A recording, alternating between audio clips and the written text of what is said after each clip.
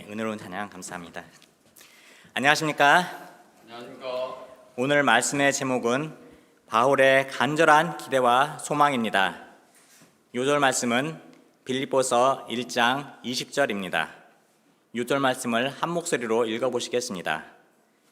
시작. 나의 간절한 기대와 소망을 따라 아무 일에든지 부끄러워하지 아니하고 지금도 전과 같이 온전히 담대하여 살든지 죽든지 내 몸에서 그리스도가 존귀하게 되게 하려 하나니. 빌립보서는 사도 바울이 AD 62년 로마 옥중에서 빌립보 성도들에게 보낸 서신입니다. 재판을 앞두고 음습한 감옥에서 외롭게 지내고 있는 그의 형편을 생각하면 그의 서신은 슬픔과 절망과 불평으로 가득 차 있어야 할 것 같습니다. 그러나 놀랍게도 그의 서신은 기쁨과 감사와 희망이 넘쳐나고 있습니다. 빌립보서에는 기쁨이라는 말이 16번 나옵니다. 그래서 빌립보서를 기쁨의 서신이라고 부릅니다. 바울은 어떤 역경 속에서도 하나님의 선하신 주권을 믿었고 고난 가운데서도 주님께 쓰임받는 삶 자체로 감사하였습니다. 또한 빌립보서는 4장밖에 되지 않지만 예수 그리스도라는 단어가 39번 나오고 주 안에서라는 단어가 9번 나옵니다. 바울의 마음속에는 온통 그리스도로 가득 차 있음을 알 수 있습니다. 생각과 행동과 삶의 초점이 예수님께 맞추어져 있었고 예수님을 중심으로 한 인생관과 가치관과 생사관이 정립되어 있었습니다. 오늘 말씀을 통해 절망적인 상황에서도 기뻐하며 새 역사를 창조할 수 있었던 비결에 대해 배울 수 있기를 기도합니다. 바울의 간절한 기대와 소망이 가을 학기를 시작하는 우리의 간절한 기대와 소망이 되기를 기도합니다. 제1장 바울의 감사와 기도 1절에서 11절입니다. 1절, 2절 말씀을 보십시오. 그리스도 예수의 종 바울과 디모데는 그리스도 예수 안에서 빌립보에 사는 모든 성도와 또한 감독들과 집사들에게 편지하노니 하나님 우리 아버지와 주 예수 그리스도로부터 은혜와 평강이 너희에게 있을지어다. 바울은 자신을 그리스도 예수의 종이라고 소개하고 있습니다. 그는 과거 예수님을 핍박하던 자였지만 다메섹 도상에서 부활하신 예수님을 만난 후 영적인 눈을 뜨고 이후 철저하게 예수 그리스도만을 위한 삶을 살았습니다. 빌립보 교회는 바울이 유럽에서 최초로 개척한 교회로서 바울과 빌립보 교회 사이에는 각별한 애정과 신뢰의 관계가 맺어져 있었습니다. 바울은 인사말을 마치고 가장 먼저 나는 감사한다라고 말합니다. 3절, 4절을 보십시오. 내가 너희를 생각할 때마다 나의 하나님께 감사하며 간구할 때마다 너희 무리를 위하여 기쁨으로 항상 간구함은. 바울의 형편은 감사할 형편이 아니었습니다. 그는 매인 몸이 되어 차갑고 어두운 감옥에 갇혀 있었습니다. 또한 주위에는 사도 바울을 오해하고 대적하는 사람들이 많이 있었습니다. 하지만 이런 고통 속에서도 빌립보 성도들을 생각하면 감사와 기쁨이 차고 넘쳤습니다. 그 이유가 무엇입니까? 첫째로 첫날부터 지금까지 복음을 위한 일에 참여하고 있었기 때문입니다. 빌립보 교회 성도들은 바울이 전한 복음을 영접하였을 뿐만 아니라 신앙생활에 있어서도 처음부터 바울의 동역자가 되어 목자 바울이 필요한 것을 적극적으로 찾아서 섬겨주었습니다. 뿐만 아니라 바울이 빌립보를 떠나 데살로니가를 개척할 때에도 바울을 위하여 기도하고 여러 번 물질 지원하였습니다. 그들이 물질적으로 여유가 있어서 그렇게 한 것이 아닙니다. 그들은 극심한 가난과 환난의 많은 시련 가운데에서 풍성한 연보를 넘치게 하여 목자를 섬겼습니다. 바울은 이러한 빌립보 성도들을 생각할 때마다 기쁨으로 하나님께 감사하며 간구하였습니다. 둘째로 하나님이 빌립보 교회 사역을 이루실 것을 확신하였기 때문입니다. 6절을 보십시오. 6절 말씀 같이 읽어보겠습니다. 시작. 너희 안에서 착한 일을 시작하신 이가 그리스도 예수의 날까지 이루실 줄을 우리는 확신하노라. 빌립보 교회는 바울의 의지와 상관없이 성령의 인도하심을 따라 개척된 교회입니다. 바울은 본래 아시아 북쪽으로 가고자 하였으나 성령께서는 그를 마게도냐로 인도하셨습니다. 바울은 성령의 인도하심을 따라 마게도냐로 건너갔습니다.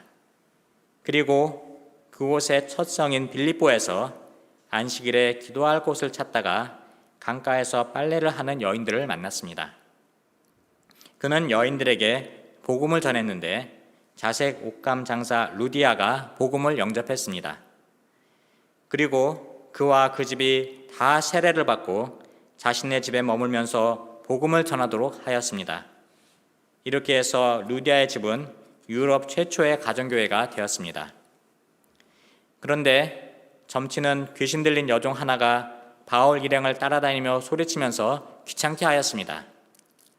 바울은 그 여종을 사로잡고 있던 귀신을 쫓아내었습니다.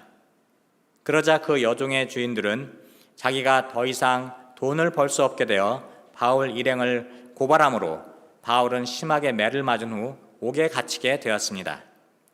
그런데 밤중에 찬미하며 기도하고 있을 때 지진이 나고 옥문이 열리고 매인 것이 벗겨졌습니다. 간수는 이를 보고 바울 일행이 탈출한 줄로 알고 자결하려 하였습니다. 이때 바울이 소리질러 멈추게 하고 복음을 전했습니다.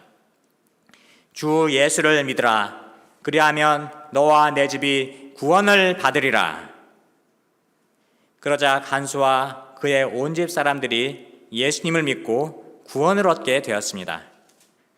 이렇게 해서 빌립보 교회가 개척되었습니다. 빌립보 성도들의 마음속에서 착한 일, 즉 죄로부터 구원받고 거듭난 새 인생을 살도록 시작하신 분은 하나님이십니다. 바울은 이 하나님께서 예수님이 재림하실 때까지 인도하시고 구원의 완성에 이르도록 이끌어 주실 것을 확신했습니다. 왜냐하면 우리는 신실하지 못할지라도 하나님은 신실하시기 때문입니다. 경성 UBF 역사도 1982년 경희의대 교수로 부임하신 서 제임스 목자님과 실습 학생이었던 한 아브라함 목자님과의 만남으로 시작되었습니다. 당시 서 제임스 목자님은 양을 얻기 위해 기도하고 계셨고 첫 양이셨던 한 아브라함 목자님은 성경 선생을 찾고 있었습니다. 두 분의 기도와 소원을 받으신 하나님께서 역사적인 만남을 이루어 주심으로 본격적인 개척 역사가 시작되었습니다. 구원 역사는 사람이 이루는 것이 아니고 하나님께서 계획하시고 주권적으로 이뤄나가시는 하나님의 역사입니다. 하나님은 한 번 시작하신 일을 반드시 이루시는 분이십니다. 바울은 빌립보 성도들을 얼마나 귀하게 여겼습니까? 빌립보 성도들에 대한 생각이 바울의 마음을 가득 채우고 있을 정도로 그들을 지극히 사랑했습니다. 7절을 보십시오. 내가 너희 무리를 위하여 이와 같이 생각하는 것이 마땅하니 이는 너희가 내 마음에 있음이며 나의 매임과 복음을 변명함과 확정함에 너희가 다 나와 함께 은혜에 참여한 자가 됨이라. 목자 바울이 옥에 갇혔을 때 빌립보 성도들은 이를 부끄러워하기 쉬웠습니다. 또한 바울이 전한 복음이 잘못된 것이 아닌가 생각하며 복음 자체를 의심할 수도 있었습니다. 그러나 그들은 바울이 잘못을 저질러서 감옥에 간 것이 아니라 로마의 복음을 증거하기 위해 스스로 죄수의 몸이 된 것임을 알고 있었고 바울의 복음 신앙을 적극적으로 변명했습니다. 자신들도 바울이 전한 복음으로 말미암아 구원을 받았음을 간증하였습니다.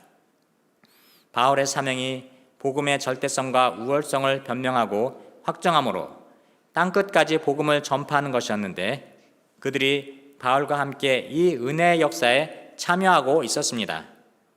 그리고 옥중에 있는 사도 바울에게 에바브로디도를 보내 섬기도록 했고 물질적인 지원을 함으로 바울의 고난에 동참하였습니다.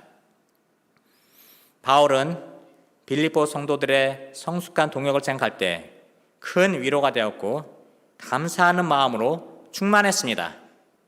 바울은 하나님이 증인이 될 만큼 예수 그리스도의 심장으로 그들을 사모했습니다. 사도 바울 속에는 예수님으로 가득 차 있었고 예수님이 그의 심장을 지배하고 있었습니다. 예수님이 없는 바울의 삶은 아무런 의미가 없었습니다.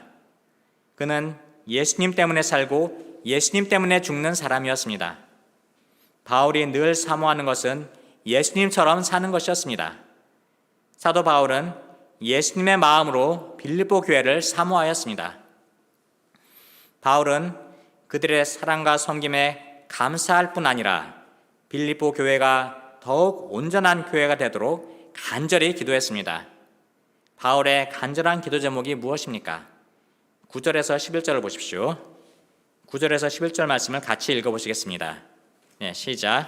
내가 기도하노라 너희 사랑을 지식과 모든 총명으로 점점 더 풍성하게 하사 너희로 지극히 선한 것을 분별하며 또 진실하며 허물 없이 그리스도의 날까지 이르고 예수 그리스도로 말미암아 의의 열매가 가득하여 하나님의 영광과 찬송이 되기를 원하노라. 첫째로 그들의 사랑이 지식과 모든 총명으로 더 풍성해지기를 기도하였습니다.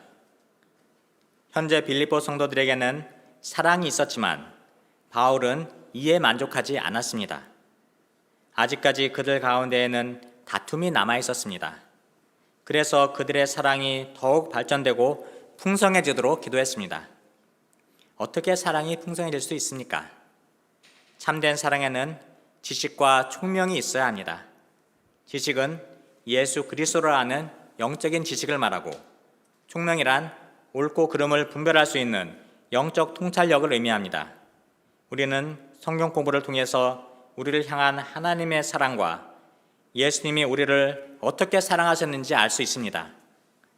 예수님은 하나님의 본체이시지만 죄로 죽을 인간들을 구원하시기 위해 모든 영광을 버리시고 이 땅에 종의 모습으로 낮아져 오셔서 십자가에 죽기까지 하나님의 뜻에 복종하셨습니다. 이 비밀을 깨달을 때 사랑이 더욱 풍성해지게 됩니다. 둘째로 지극히 선한 것을 분별하도록 기도하였습니다. 빌립보 교회가 복음 신앙 위에 굳게 서기 위해서는 지극히 선한 것을 분별하는 영적 분별력이 필요합니다. 비록 이 땅에 발을 붙이고 살고 있지만 하나님 나라 백성으로서 세속적인 요소를 물리치고 세상과 구별된 거룩한 공동체의 모습을 가지고 있어야 합니다.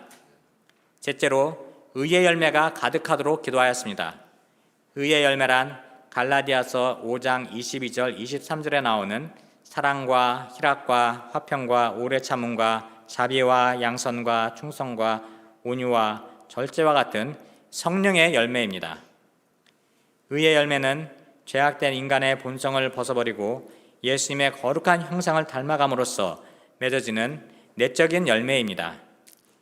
예수 그리스도로 말미암아 의의 열매가 가득할 때 하나님의 영광이 드러나게 됩니다. 제2장 바울의 간절한 기대와 소망 12절에서 30절입니다. 신앙 연륜이 짧은 빌립보 성도들은 목자 바울이 옥에 갇힘으로 복음 역사는 퇴보하고 망하는 것이 아닌가 염려가 되었을 것입니다. 그러나 바울은 자신의 당한 일로 인해 도리어 복음 전파에 진전이 된 것을 빌립보 성도들이 알기를 원했습니다. 진전이란 군사용어로서 장애물 앞에서 뒤로 물러가지 않고 앞으로 나아가는 것을 의미합니다.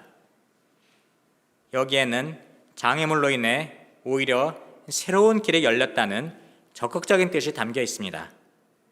바울은 복음을 전한다는 이유 한 가지로 동족들의 고소를 받아 억울하게 옥에 갇혀 있었습니다.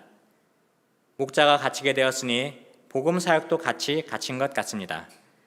그러나 바울은 갇혀 있었지만 복음은 갇히지 않고 계속해서 퍼져나갔습니다. 바울의 매임이 어떻게 복음의 진전을 가져왔습니까? 13절을 보십시오. 이러므로 나의 매임이 그리스도 안에서 모든 시위대 안과 그 밖의 모든 사람에게 나타났으니. 첫째로 모든 시위대 안에 복음이 전파되었습니다. 로마 황제의 시위대에게 복음을 전할 기회를 얻는다는 것은 쉬운 일이 아닙니다. 그러나 바울은 감옥에 갇혀 시위대의 감시를 받음으로 시위대와 접촉할 기회를 얻을 수 있었습니다. 당시 군인들이 죄수를 지킬 때 군인의 왼팔과 죄수의 오른팔을 묶어 약 4시간 동안 함께 지냈다고 합니다. 구원 역사 편에서 보면 이들은 로마 정부가 바울에게 붙여준 고정 양들이었습니다. 이들은 도망갈 수도 없는 양들이었습니다. 바울은 시간 맞춰 규칙적으로 찾아오는 이들을 1:1 양으로 삼고 복음을 전했습니다. 바울에게 감옥은 1:1 말씀 공부하기에 가장 좋은 장소가 되었습니다. 말씀에 무관심하거나 반발하는 양들도 있었을 것입니다. 그러나 바울이 겸손과 눈물로 계속해서 복음을 전하자 그들은 점점 바울의 말에 귀를 기울이게 되었고 마침내 마음 문을 열고 자신들의 죄를 눈물로 회개하고 예수님을 구주로 영접하는 역사가 일어났습니다. 이렇게 해서 모든 시위대 안에 복음이 전파되었습니다. 이로써 가장 절망적인 때에 복음의 진보를 가져오는 놀라운 역사가 일어났습니다.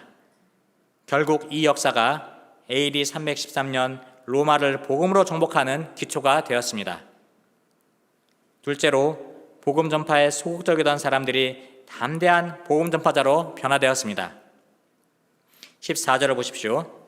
형제 중 다수가 나의 매임으로 말미암아 주 안에서 신뢰함으로 겁없이 하나님의 말씀을 더욱 담대히 전하게 되었느니라.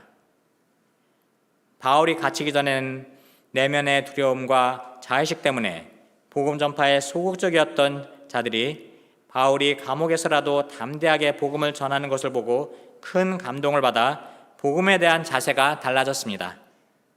그들은 바울을 사랑하여 착한 뜻으로 더욱 담대하게 복음을 전했습니다. 반면에 또 다른 종류의 전파자들이 있었습니다.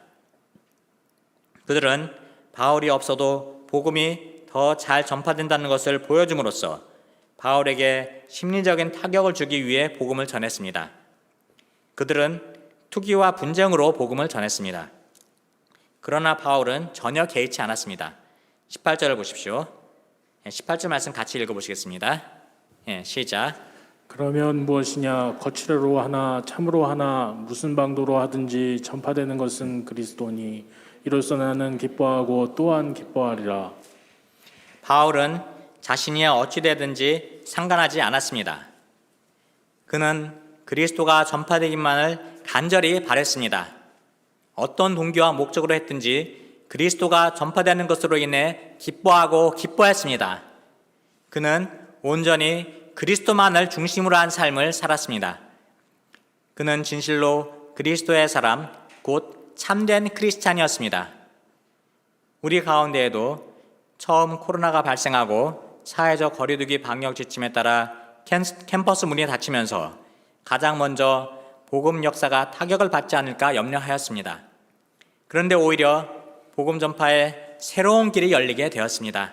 온라인으로 시간과 장소의 한계가 없어졌습니다. 말씀 공부를 비롯해서 각종 모임이 온라인으로 이루어지고 있습니다. 온라인으로 조용히 말씀을 깊이 받고 은혜 받은 분들이 더 적극적으로 온라인으로 말씀을 전파하자 복음이 더 활발하게 전파되는 역사가 일어나고 있습니다.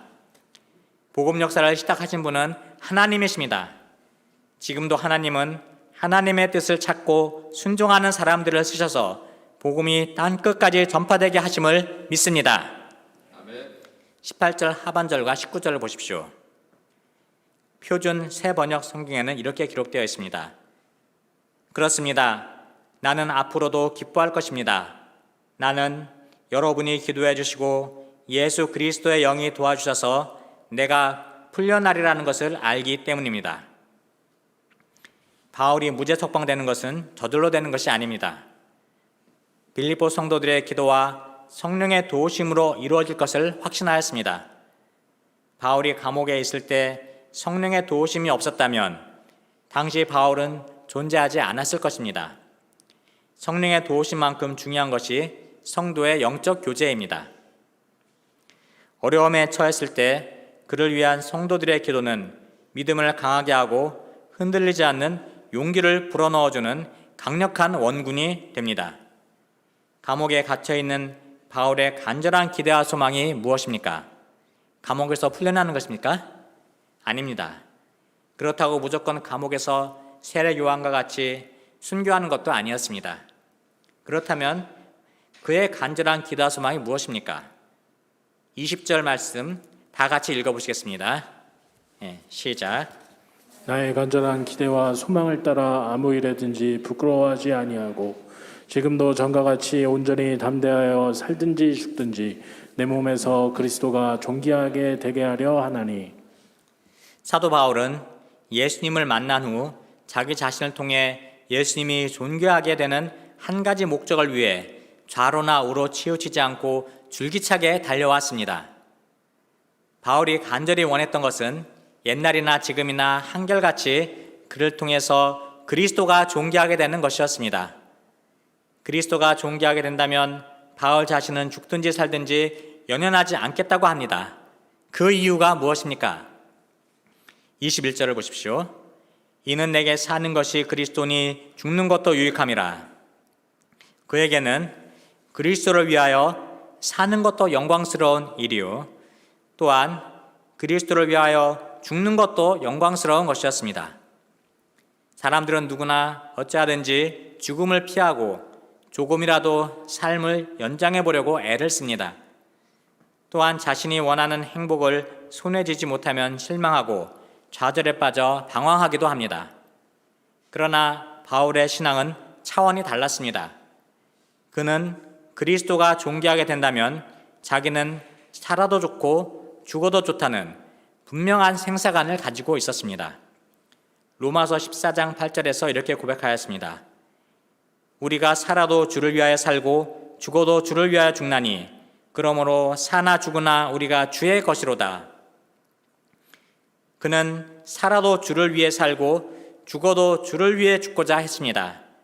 그에게 있어서 그리스도는 삶의 의미요, 목적이요, 원동력이요, 전부였습니다. 성숙한 신자가 가져야 할 참된 소망은 살든지 죽든지 내 몸에서 그리스도가 존귀해야 되는 것입니다. 다시 말하면 나의 삶을 통해 그리스도께서 높임을 받으시고 영광을 받으시는 것입니다. 즉 우리의 삶의 의미와 목적과 희망이 그리스도께 있어야 된다는 것입니다. 마음속 깊은 곳에서 순수하게 그리스도를 사랑하고 나의 삶을 통해서 그리스도를 높이고자 하는 간절한 기대와 소망을 가질 때 우리의 삶은 주님께서 주시는 하늘나라의 기쁨과 환희로 충만하게 되고 생명력 넘치는 인생을 살 수 있습니다. 그런데 바울에게도 한 가지 딜레마가 있었습니다. 그것은 삶과 죽음 가운데 하나를 택하라면 무엇을 택해야 하는가 하는 것이었습니다. 바울은 사실 자신의 처지를 생각하면 죽어서 영광스러운 그리스도와 함께 있기를 더 원했습니다. 죽음은 이 땅에서 수고를 마치고 부활하신 그리스도와 함께 영원한 안식을 누리는 것이기 때문입니다. 하지만 그렇게 하면 그가 받은 사명, 즉 이방인들에게 복음을 전하여 구원에 이르도록 하는 일을 더 이상 할 수 없게 됩니다.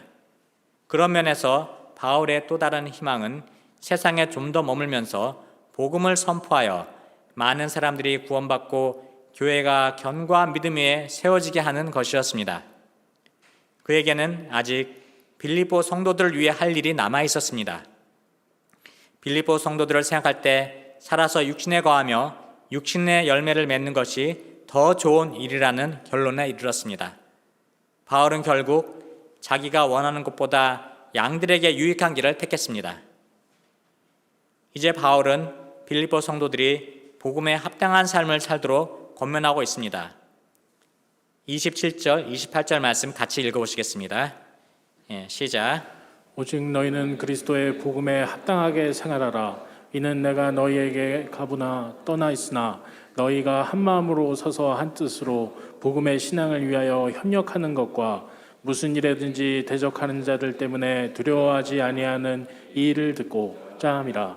이것이 그들에게는 멸망의 증거요 너희에게는 구원의 증거니 이는 하나님께로부터 난 것이라.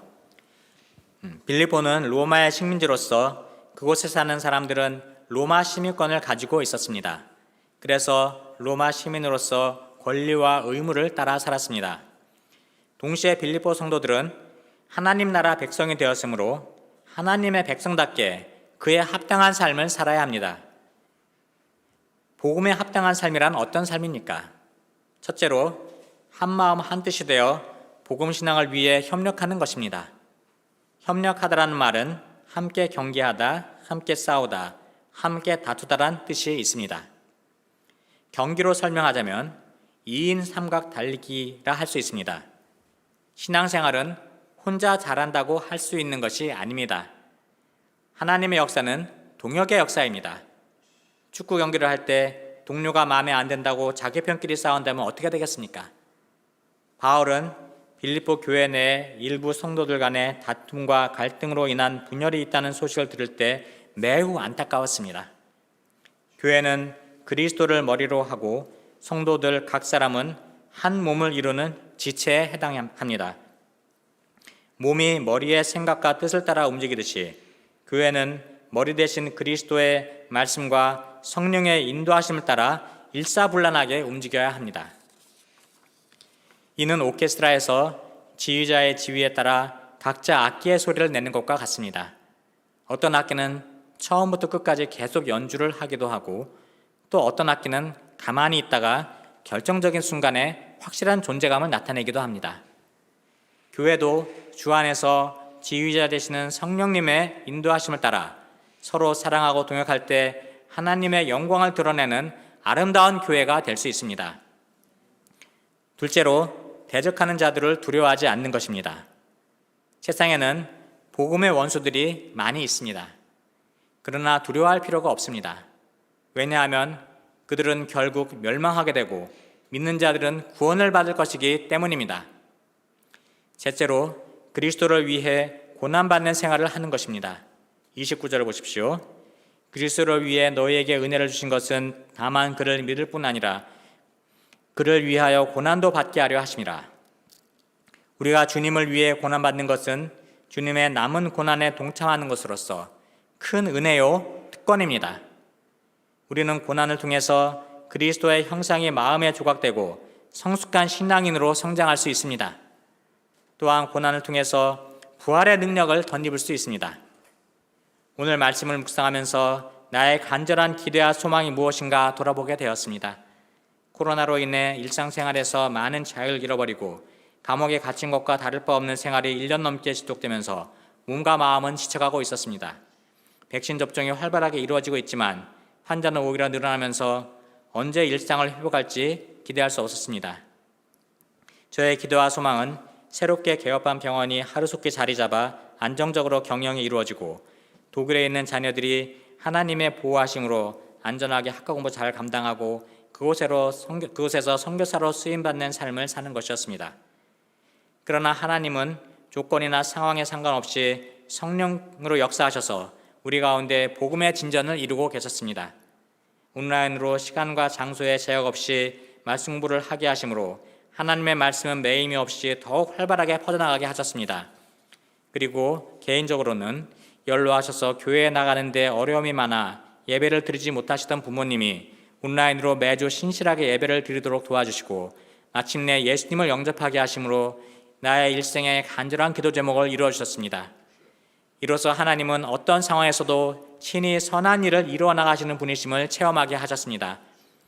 제가 단순히 상황이 좋아지기를 바라는 마음을 회개하고 어떤 상황에서든지 무엇을 하든지 나를 통해 그리스도가 존귀 되기를 기도합니다. 다만 제게 맡겨주신 복음전파 사명에 충성함으로 하나님이 친히 이루시는 구원 역사에 쓰임받게 하시고 하나님 주시는 기쁨으로 충만하기를 기도합니다. 결론적으로 우리 모두가 사도 바울을 본받아 살든지 죽든지 그리스도가 존귀하게 되기를 간절히 바라는 믿음의 종들이 되어야 하겠습니다. 그리스도의 심장으로 양들을 위해 간절히 기도함으로 코로나의 한계 상황에서도 복음의 진전을 이루는 기도의 종들이 되기를 기도합니다. 기도하겠습니다. 사랑과 은혜의 주 하나님 아버지, 하나님의 일방적인 뜻과 계획 가운데 구원 역사를 시작하시고 어떤 역경 가운데서도 중도에 포기하지 않으시고 끝까지 이루시는 신실하신 하나님으로 인해 감사드립니다. 지난해부터 이어지는 코로나로 인해 캠퍼스 전도의 문이 닫힌 것으로 보일 때에도 새 길을 내시고 시공간을 초월해 복음이 전파되게 하시고 풍성한 생명구원의 열매를 맺혀지게 하시는 은혜에 감사드립니다. 지금도 하나님의 뜻을 찾고 순종하는 사람들을 통해 땅끝까지 복음이 전파되게 하심에 감사드립니다. 오직 내 몸에서 그리스도가 존귀하게 되기를 바라는 사도 바울의 간절한 기대와 소망이 가을 학기를 시작하는 우리의 간절한 기대와 소망이 되게 하시고 한마음 한뜻으로 협력하여 복음 역사를 섬김으로 복음의 진전을 이루고 하나님 주시는 기쁨으로 충만하기를 기도합니다. 예수 그리스도 이름으로 기도합니다. 아멘.